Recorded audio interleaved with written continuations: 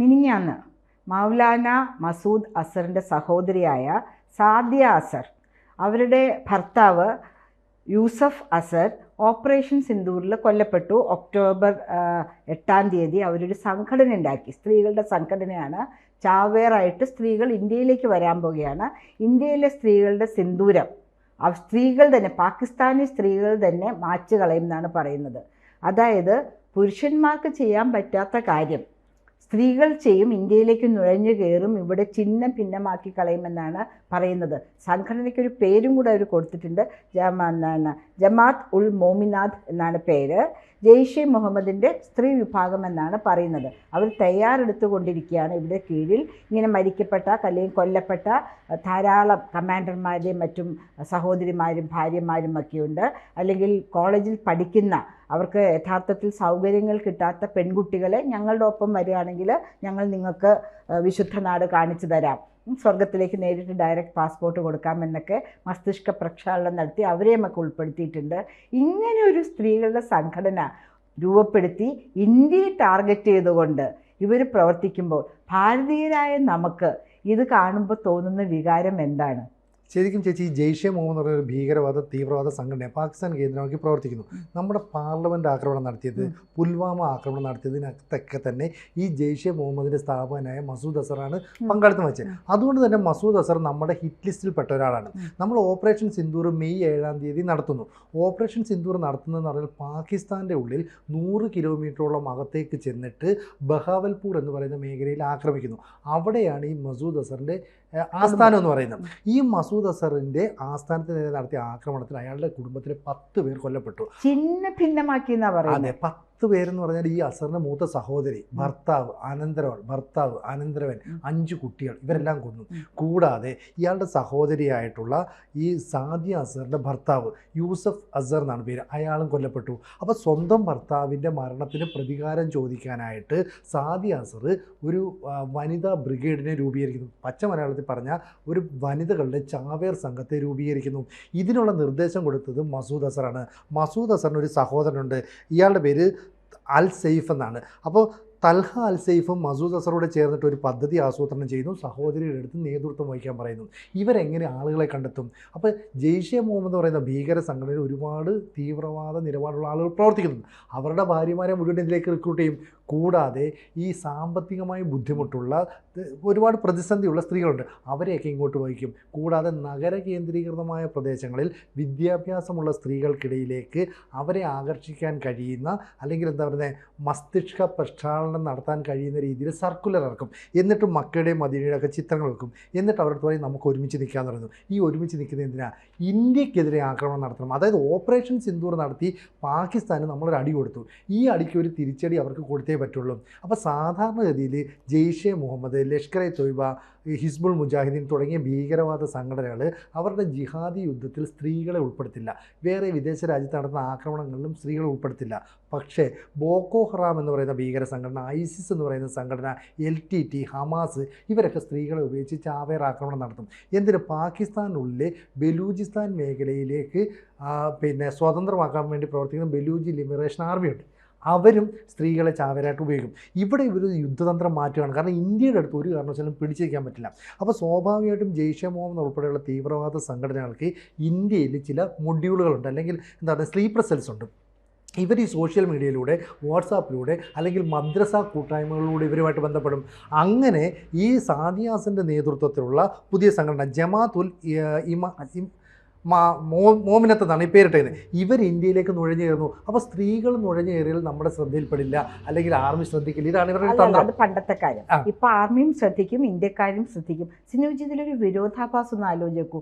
നമ്മളുടെ സ്ത്രീകൾക്ക് സിന്ദൂരം നഷ്ടപ്പെട്ടപ്പോൾ ആ സ്ത്രീകളാണോ തെരുവിലേക്ക് ഇറങ്ങിയത്?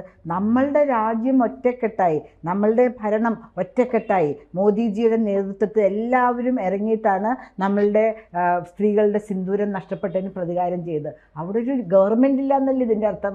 ആ സ്ത്രീകളുടെ സിന്ദൂരം നഷ്ടപ്പെട്ടപ്പോൾ അവിടെയുള്ള ഈ പറയുന്ന സാദിയ മുതലായ സ്ത്രീകളുടെ സിന്ദൂരം, അവർക്ക് സിന്ദൂരം എന്തായാലും അവരുടെ ഭർത്താവിനെ നഷ്ടപ്പെട്ടപ്പോൾ അവരാണ് പടക്കളത്തിലേക്ക് ഇറങ്ങുന്നത്. എന്തുകൊണ്ട്? ഒരു ഗവൺമെൻറ് അവരെ പ്രൊട്ടക്റ്റ് ചെയ്യാൻ ഇല്ല എന്നല്ലേ നമ്മൾ അതിൽ നിന്ന് മനസ്സിലാക്കേണ്ടത്. അല്ലെങ്കിൽ ഗവൺമെൻറ് പോലും ഈ ഭീകരവാദികളെ ഇന്ത്യ കൊന്നതിൽ അവർക്ക് ഒരു വിഷമമില്ല, അവരതിൽ പ്രതിഷേധിക്കുന്നില്ല എന്ന് വേണ്ടി നമ്മൾ കരുതാനായിട്ട്. സിനുജി, ഇറാഖ് യുദ്ധ സമയത്ത് ഇറാനിലെ ചെറുപ്പക്കാർ, ഇപ്പോൾ നേരത്തെ സിനുജി പറഞ്ഞ പോലെ വിവരവും വിദ്യാഭ്യാസമുള്ള ചെറുപ്പക്കാർക്ക് ജോലി ചെയ്തും മാന്യമായി ജീവിക്കണം എന്നായിരിക്കും ആഗ്രഹം. മസ്തിഷ്ക പ്രക്ഷാളനം നടത്തിയിട്ട് യുദ്ധസന്നദ്ധരാക്കി യുദ്ധഭൂമിയിലേക്ക് വിട്ടു. എല്ലാവരുടെയും കയ്യിൽ കൊടുത്ത് എന്താണെന്നറിയോ? ഒരു ചരടിൽ കെട്ടിയിട്ട് ഒരു പ്ലാസ്റ്റിക് താക്കോല്, എന്നിട്ട് മസ്തിഷ്ക പ്രക്ഷാളനത്തിൽ ഇത്രയും വിവരവും വിദ്യാഭ്യാസമുള്ള കുട്ടികളോട് പറഞ്ഞു കൊടുത്തിരിക്കുകയാണ്, ഇത് സ്വർഗത്തിലേക്കുള്ള താക്കോലാണ്. നിങ്ങൾ യുദ്ധത്തിൽ മരിച്ചുവെങ്കിൽ ഈ താക്കോൽ ഉപയോഗിച്ച് നിങ്ങൾക്ക് സ്വർഗത്തിലേക്ക് കയറാം. പ്ലാസ്റ്റിക്കിൻ്റെ താക്കോലാണോ? അതാ കുഞ്ഞുങ്ങൾ വിശ്വസിച്ചിരിക്കുന്നു. എല്ലാവരുടെയും കഴുത്തിൽ ആ പ്ലാസ്റ്റിക് താക്കോല് കെട്ടിയിട്ടിട്ടാണ് ഇവർ യുദ്ധത്തിന് പറഞ്ഞയച്ചിരിക്കുന്നത്. ഒരു പരിധി കഴിയുമ്പോൾ ഇങ്ങനെ നമ്മളുടെ മതത്തിൻ്റെ കാര്യം പറഞ്ഞ് പല അവസ്ഥയിലും അവർ ചെയ്യും. അതായത് നമ്മൾ ഇരിക്കുന്ന മുറിയുടെ അറ്റ്മോസ്ഫിയർ, പറയുന്ന ആളുടെ മുഖത്തെ ഭാവം, അതൊക്കെ കൊണ്ട് കുട്ടികൾ ചിലപ്പോൾ മാറി ചിന്തിക്കും. ആ സമയത്തൊരു വലിയ ചിന്താവിഷയമായിരുന്നു, പ്ലാസ്റ്റിക്കിൻ്റെ വിലയോ ദൈവത്തിനുള്ളൂ, സ്വർഗത്തിനുള്ളൂ, അറ്റ്ലീസ്റ്റ് ഒരു ലോഹത്തിൻ്റെ. പ്ലാസ്റ്റിക് ഇപ്പം നമ്മൾ കണ്ടുപിടിച്ച ഒരു വസ്തുവല്ലേ, ലോഹങ്ങൾ പണ്ടേ ഭൂമിയിൽ നിന്ന് തന്നെ നമുക്ക് കിട്ടിയിരുന്നായിരുന്നു. അങ്ങനെ പോലും കുഞ്ഞുങ്ങളെ പുരുഷന്മാരെ മസ്തിഷ്ക പ്രക്ഷാളനം നടത്തി കൊല്ലാൻ വേണ്ടി വിട്ട ഒരു കമ്മ്യൂണിറ്റി. ഈ സ്ത്രീകളെ എന്തിനാണ് അവർ ഇങ്ങനെ ദുരുപയോഗം ചെയ്യുന്നത്? ഒരു ഫോറിൻ കൺട്രിയിലേക്ക് അവരെ വിടുകയാണ്. അവരെ പ്രിസണേഴ്സ് ഓഫ് ക്രൈമാണ് അവർ. ഒരു ഫോറിൻ രാജ്യത്ത് തടവറകളിൽ കഴിയുവാൻ വേണ്ടി, ജീവിതകാലം മുഴുവൻ കഴിയുവാൻ വേണ്ടി അവരെ ഇങ്ങോട്ടേക്ക് അയക്കുന്നു എന്ന് പറയുമ്പോൾ എനിക്ക് അവരോട് ശരിക്കും സഹതാപം തോന്നുകയാണ്. പ്രിയപ്പെട്ട സഹോദരിമാരെ, നിങ്ങൾ ഇങ്ങനെയുള്ള കാര്യങ്ങളൊന്നും ചെയ്യാതിരിക്കും. നിങ്ങളുടെ അവിടെ ഭരിക്കുന്ന ആളുകളോട് പറയൂ. അതാണ് ചേച്ചി അവിടെ പ്രശ്നം. ചേച്ചി, ഈ ഭരിക്കുന്ന ആളുകളില്ല അവിടെ. പാകിസ്ഥാൻ എന്ന് പറയുന്നത് രണ്ട് കാര്യങ്ങളാണ് നിയന്ത്രിക്കുന്നത്. ഒന്ന് അവിടുത്തെ മതം, മറ്റൊന്ന് പട്ടാളം. തിരഞ്ഞെടുക്കപ്പെട്ട ഒരു സർക്കാർ പോലും ഇന്ന് വരെ പാകിസ്ഥാനിൽ കാലാവധി പൂർത്തിയാക്കിയിട്ടില്ല. അവിടുത്തെ ഇന്റർ സർവീസ് ഇന്റലിജൻസ് എന്ന് പറയുന്ന പാക് ചാര സംഘടനയുണ്ട്. ഈ ചാര സംഘടനയ്ക്ക് പാകിസ്ഥാൻ ഗവൺമെന്റ് ഇഷ്ടം പോലെ ഫണ്ട് കൊടുക്കും. ഈ ഫണ്ട് സർക്കാരിനാണ് കൊടുക്കുന്നത്. ഈ ഫണ്ട് മുഴുവൻ ISIക്ക് കൊടുക്കുകയാണെന്ന വ്യാജേന ISI ഇത് ഈ ഭീകരവാദ പ്രവർത്തകർ കൊടുക്കും. എന്ന് പറഞ്ഞാൽ പാകിസ്ഥാനിലെ അൽ-ഖ്വയ്ദ ഉൾപ്പെടെയുള്ള, അല്ലെങ്കിൽ ഈ ജമാഅത്ത് ഇസ്ലാമിയുമായി ബന്ധപ്പെട്ടുള്ള സംഘടനകൾ, അതുപോലെ ജെയ്ഷെ മുഹമ്മദ്, ഇത്തരം സംഘടനകൾക്കെല്ലാം തന്നെ പരിശീലനം കൊടുക്കുന്നത് പോലും പാകിസ്ഥാൻ പട്ടാളമാണ്. അങ്ങനെയുള്ള പാകിസ്ഥാൻ പട്ടാളം വീണ്ടും ഫണ്ട് ചെയ്യുന്നത് കൊണ്ടാണ് ഈ സാദിയ അസറിനെ പോലെയുള്ളവർ ഇപ്പോൾ പുതിയ ജമാഅത്തുൽ മോമിനാത്ത് എന്ന് പറയുന്ന സംഘടനയുമായിട്ട് വരുന്നത്. ഇവർക്ക് പ്രവർത്തിക്കണമെങ്കിൽ പൈസ വേണ്ടേ? ഈ പൈസ കൊടുത്ത പാകിസ്ഥാൻ എന്ന് പറയുന്ന ഭരണകൂടമാണ്. അപ്പോൾ പാകിസ്ഥാൻ ഭരണകൂടത്തിന് എപ്പോഴും ജനങ്ങൾ പട്ടിണിയിലാകുന്ന പോലും പ്രശ്നമല്ല, പകരം ഭീകരവാദ തീവ്രവാദ സംഘടനകൾ അവർ ഇന്ത്യയെ ആക്രമിക്കണം, ഇന്ത്യയെ തകർക്കണം. അവരുടെ ആത്യന്തികമായ ലക്ഷ്യം അതാണ്. അപ്പോൾ ലോകത്തിന് മുന്നിൽ ഓപ്പറേഷൻ സിന്ദൂർ നടത്തി പാകിസ്ഥാന് വലിയ തിരിച്ചടി കിട്ടി. അത് അവർക്ക് അംഗീകരിക്കാൻ പറ്റുന്നില്ല. അതുകൊണ്ട് എപ്പോഴെങ്കിലും എവിടെയെങ്കിലും ചില ആക്രമണങ്ങൾ നടത്തണം. ഇപ്പോൾ ഈ പറയുന്ന ഈ സാദിയ അസത്ത് 8-ാം തീയതി റിക്രൂട്ട്മെൻറ്റ് തുടങ്ങിയതേ ഉള്ളൂ. ഈ തുടങ്ങിയപ്പോൾ തന്നെ ഇന്ത്യയിലെ ജമ്മു കാശ്മീരിലും ഉത്തർപ്രദേശിലുമുള്ള ചില സ്ലീപ്പർ സെൽസുമായിട്ട് ഇവർക്ക് കണക്ഷൻ ഉണ്ടായിക്കഴിഞ്ഞു. അപ്പം വാട്സാപ്പ് വഴി, സോഷ്യൽ മീഡിയ വഴി ഇവർ ബന്ധങ്ങളുണ്ടാക്കും. ചേച്ചി പറയുന്ന പോലെ നിങ്ങൾ എന്തൊരു സ്ത്രീകളാണ്, നിങ്ങൾ എന്തിനാണ് ഇങ്ങനെ ചെയ്യുന്നതെന്ന് ചോദിക്കുമ്പോൾ അവരുടെ പ്രശ്നം ഇതാണ്, അവരിൽ മതം മാത്രമാണ് ഇഞ്ചെക്ട് ചെയ്യുന്നത്, അവർക്ക് ബാക്കിയുള്ള ബോധമൊന്നുമില്ല. അപ്പോൾ അവരുടെ ഭർത്താക്കന്മാർ ഇങ്ങനെ തീവ്രവാദ പ്രവർത്തനം നടത്തിയാൽ ഇനി നാളെ സ്ത്രീകളും ഭീകരവാദികളായിട്ട് മാറും എന്ന് പറഞ്ഞാൽ അവർ നാളെ പറഞ്ഞുകൊണ്ട് കിടക്കും ഞങ്ങളൊരു ഭീകരവാദി കുടുംബമാണെന്ന്. ഈ അവസ്ഥയിലേക്കല്ലേ ചെന്ന് കയറില്ല. ഭീകരവാദി കുടുംബം എന്ന് പറയാൻ പറ്റില്ല. മതം എന്ന് പറയുകയാണെങ്കിൽ അവർ നേരത്തെ സിനുജി പറഞ്ഞത് തലയ്ക്ക് പിടിച്ചിരിക്കുകയാണ്. അവർ രക്തത്തിൽ കൂടെ, അവർ ഞരമ്പുകളിൽ കൂടെ ഓടുന്നത് നമ്മളെപ്പോലെ രക്തമല്ല, മതമാണ് ഓടിക്കൊണ്ടിരിക്കുന്നത്. എന്തിലേക്കും അവർ പോകും. ഒരാൾ അത് ചെയ്യാൻ പറഞ്ഞാൽ അത് ചെയ്തിരിക്കും. ഞാനത് കാശ്മീരിലൊക്കെ കണ്ടിട്ടുള്ള കാര്യമാണ്. ഒരു ജേർണലിസ്റ്റ് എന്നുള്ള നിലയിൽ അവരുടെ ആ ഒരു ചിന്തയിലേക്ക് അവർ പോയി കഴിഞ്ഞു. ഇനി എന്ത് പറഞ്ഞാലും അവരെ മടക്കി കൊണ്ടുവരാൻ പറ്റുകയില്ല. പക്ഷേ ഇത്രയും ഇവിടെ ലോകം മുഴുവൻ ഇങ്ങനൊരു സംഘടന, സ്ത്രീകളുടെ സംഘടന രൂപം കൊടുത്തിരിക്കുന്നു. അത് ഇന്ത്യയിലേക്ക് നുഴഞ്ഞു കയറി ഇവിടെ വളരെ ഭീകരാന്തരീക്ഷം സൃഷ്ടിക്കാൻ പോകുന്നു എന്ന് പറയുമ്പോൾ ബാക്കിയുള്ള രാജ്യങ്ങളും അലേർട്ടാവും. പല രാജ്യങ്ങളിലും മുസ്ലിംസിനെ ഇപ്പോൾ വളരെ ഭീതിതമായ കണ്ണോടുകൂടി അല്ലെങ്കിൽ അകറ്റി നിർത്തപ്പെടേണ്ടവരാണ് എന്ന് മുസ്ലിംസിലെ ഉദ്ദേശിച്ചത് ഈ ഭീകര സംഘടനയിൽ പ്രവർത്തിക്കുന്ന ആൾക്കാരെ എന്നുള്ള നിലയിലാണ് കാണുന്നത്. ആ രാജ്യങ്ങൾ കൂടെ അലേർട്ടാവും.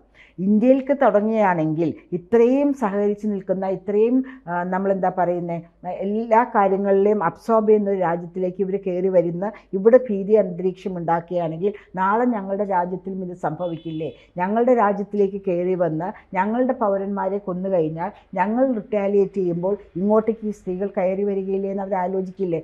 സിനുജി, ആ ഓപ്പറേഷൻ സിന്ധുവിൽ നമ്മൾ ഇന്നസെൻ്റ് ആയിട്ടുള്ള ആരെങ്കിലും കൊന്നോ? കറക്റ്റായിട്ട് പോയിന്റ് ചെയ്ത് ചിഹ്ന ഭിന്നമാക്കി ഇദ്ദേഹത്തിൻ്റെ സാദിയുടെ കുടുംബം എന്ന് പറഞ്ഞാൽ അവർ ഭീകരവാദത്തിന് മേൽനോട്ടം വഹിക്കുന്ന ഒരു കുടുംബമാണ്. ആ കുടുംബത്തിനെ കൊന്നില്ല, അതിൻ്റെ അപ്പുറത്തേക്കും വീണില്ല ഇപ്പുറത്തേക്കും വീണില്ല ബോംബ്, അവരെ നശിപ്പിച്ചു. ഈ നമ്മളുടെ സ്ത്രീകൾക്ക് സിന്ദൂരം നഷ്ടപ്പെടാൻ സാഹചര്യമാക്കി ഒരുക്കിയ സംഘടനകൾ ഏതാണെന്ന് മനസ്സിലാക്കി, അവരെവിടെയാണ് അവരുടെ താവളങ്ങളെന്ന് മനസ്സിലാക്കി നമ്മൾ പിറ്റേ ദിവസം അടിച്ചില്ല. അപ്പോൾ എല്ലാവരും പറഞ്ഞു ഇന്ത്യക്ക് പേടിയാണെന്ന് പറഞ്ഞു. കൃത്യമായി നമ്മളുടെ ഇൻ്റലിജൻസ് ഫോളോ ചെയ്ത് അവരെവിടെയാണെന്ന് മനസ്സിലാക്കിയിട്ടാണ് നമ്മൾ ആക്രമിച്ചു തുടങ്ങിയത്. ആ മിനിറ്റിൽ നമ്മൾ ഷെല്ലിട്ട് അടിച്ചുകൊണ്ടിരുന്നില്ല. ശരിയാണോ? അപ്പം നമ്മൾ ഒരു സമാധാനം കാംക്ഷിക്കുന്ന രാജ്യമാണ്. എന്നാൽ നമ്മളുടെ സഹോദരന്മാർക്കും സഹോദരിമാർക്കും എതിരെ വിദേശത്തു നിന്ന് ഒരു ആക്രമണം ഉണ്ടായാൽ നമ്മൾ കണ്ടുകൊണ്ടിരിക്കില്ല. ഒരു ദിവസം കാത്തിരുന്നു എന്ന് വരും, പക്ഷേ പിറ്റേ ദിവസം നമ്മൾ തിരിച്ചടിക്കും. അവരെ മാത്രമേ കൊല്ലുള്ളൂ. അവിടെയുള്ള നിഷ്കളങ്കരായ ഒരു മനുഷ്യരെയും അവിടെ താമസിക്കുന്ന ഇതുമായിട്ട് ബന്ധമില്ലാത്തവരെയും നമ്മൾ കൈവയ്ക്കില്ല. അവരുടെ രക്തം വീഴാൻ നമ്മൾ കാരണക്കാരുമാവില്ല. പക്ഷെ സഹോദരിമാരെ, ഞാനൊരു കാര്യം പറയുന്നു, വെറുതെ ഇന്ത്യയിലേക്ക് കയറി വരുന്നത്. ഈ ചാവേറെന്ന് പറയുകയാണെങ്കിൽ നിങ്ങളുടെ മാത്രം കുത്തകയല്ല. ഒരു തമിഴ്നാട്ടിൽ റാണി ചിന്നമ്മ എന്ന റാണി ഉണ്ടായിരുന്നു. അവരാണ് അവരുടെ പടനായികയായ സ്ത്രീയാണ് ആദ്യമായിട്ട് മുഴുവൻ ശരീരത്തിൽ വെളിച്ചെണ്ണ പുരട്ടി തീപ്പന്തമായിട്ട് ഓടിക്കേറിയത് ബ്രിട്ടീഷ് ആർമറിയിലേക്ക്, അവർ യുദ്ധക്കോപ്പുകൾ സൂക്ഷിക്കുന്ന സ്ഥലത്തേക്ക്. അങ്ങനെ വർഷങ്ങൾക്ക് മുമ്പ് ബ്രിട്ടീഷിനെതിരെ പൊതിയ ചരിത്രമുള്ള ഞങ്ങൾ സ്ത്രീകൾ, ഇവിടുത്തെ എല്ലാ സ്ത്രീകളും വെറുതെ കൈകെട്ടി നിങ്ങൾ ഇങ്ങോട്ടേക്ക് വരൂ ചാവാനായിട്ട് വരൂ എന്ന് പറഞ്ഞ് കാത്തിരിക്കുമോ? ഇങ്ങോട്ട് കൊണ്ടൊരു വെളിച്ചെണ്ണ, ഇങ്ങോട്ട് കൊണ്ടൊരു വെളിച്ചെണ്ണ എന്ന് പറഞ്ഞ് ആ വെളിച്ചെണ്ണ ക്യാനിന് വേണ്ടി ഇവിടെ ഇതായിരിക്കും, പിടിമലിയുമായിരിക്കും. അതിനപ്പുറത്തേക്കാണ് ചേച്ചി നമ്മുടെ സൈന്യം വളരെ ജാഗ്രതയിലായിരിക്കും. എന്തായാലും പാകിസ്ഥാനിൽ നിന്ന് ചാര വനിതകൾ അല്ലെങ്കിൽ ഈ പറയുന്ന ചാവേർ വനിതകൾ ഇന്ത്യയിലേക്ക് വരാനായിട്ട് തയ്യാറെടുക്കുന്നു. ഇന്ത്യൻ സൈന്യം ജാഗ്രതയിൽ. ഈ വിവരങ്ങളാണ് ഇപ്പോൾ പുറത്തു വരുന്നത്. ഇന്ത്യൻ സൈന്യം എന്ന് പറയുമ്പോൾ ഞങ്ങൾക്കിതൊന്നും ചെയ്യേണ്ടി വരില്ല സിനുജി. ഞങ്ങളുടെ സഹോദരന്മാരാണ് അതിർത്തി കാക്കുന്നത്. ഞങ്ങളുടെ സഹോദരന്മാരെ വിശ്വസിച്ചാണ് ഞങ്ങൾ കിടന്നുറങ്ങുന്നത്. ഇപ്പോൾ സഹോദരിമാരുമുണ്ട്. ഇപ്പോൾ ഇന്ത്യൻ സൈന്യത്തിൽ സ്ത്രീകളുണ്ട്. ആ സ്ത്രീകളും ആ സഹോദരിമാരും സഹോദരന്മാരും ചെയ്യുന്നു. ഒരൊറ്റ സിന്ദൂരം പോലും മായ്ക്കുവാനോ ഞങ്ങളുടെ കണ്ണിൽ നിന്ന് 2 തുള്ളി കണ്ണുനീരോ വരാനായിട്ട് അവരൊരിക്കലും സമ്മതിക്കില്ല. നിങ്ങൾക്ക് കൂടെ കടക്കാൻ പറ്റില്ല. നിങ്ങൾക്ക് ഇന്ത്യൻ അതിർത്തി കടന്ന് ഇങ്ങോട്ട് വന്നല്ലേ ഇവിടെ അരാജകത്വം ഉണ്ടാക്കാൻ പറ്റൂ. അത് നടക്കില്ല. അത് ഞങ്ങൾ തീരുമാനിച്ച കാര്യമാണ്. സൈന്യത്തിലല്ലാത്തവരും ചേർന്ന് നമ്മൾ ഭാരതീയർ ഒറ്റക്കെട്ടായിട്ട് നിൽക്കും. ഇങ്ങോട്ട് വരുന്ന എല്ലാ ആക്രമണങ്ങളെയും ശക്തമായി പ്രതിരോധിക്കും.